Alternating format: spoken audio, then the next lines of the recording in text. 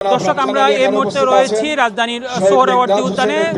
৭ দফা দাবিতে কিন্তু জামাতের একটি জাতীয় সমাবেশ চলছে এই সোহরাওয়ার্দী উদ্যানে। এই বেলা ২টার দিকে কিন্তু এই সমাবেশ শুরু হয় আনুষ্ঠানিকভাবে। কোরআন তেলাওয়াতের মাধ্যমে কিন্তু এই মূল কার্যক্রম কিন্তু সমাবেশের শুরু হয়। এর আগে সকাল ১০টা থেকে কিন্তু এই সমাবেশের আনুষ্ঠানিক যাত্রা কিন্তু শুরু হয়। বিভিন্ন সাংস্কৃতিক অনুষ্ঠান কিন্তু এই সমাবেশে যারা এসেছেন নেতাকর্মী তাদের জন্য কিন্তু বিভিন্ন সাংস্কৃতিক অনুষ্ঠান রয়েছিল। সকাল থেকে আমরা দেখেছি যে রাজধানীর বিভিন্ন প্রান্ত এবং সারা দেশ থেকে কিন্তু মানুষ এই সমাবেশে এসেছেন। সোহরাওয়ার্দী উদ্যানমুখী মানুষের একটি ঢল কিন্তু আমরা দেখেছি।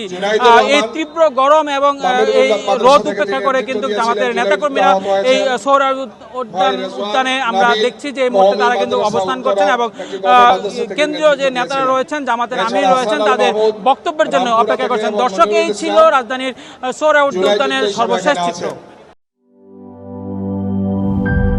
নাটা জেলি আর পানীয়র এক অসম কম্বিনেশন ড্রিঙ্কো। চিল থাকতে চান? ড্রিঙ্কো চাবান।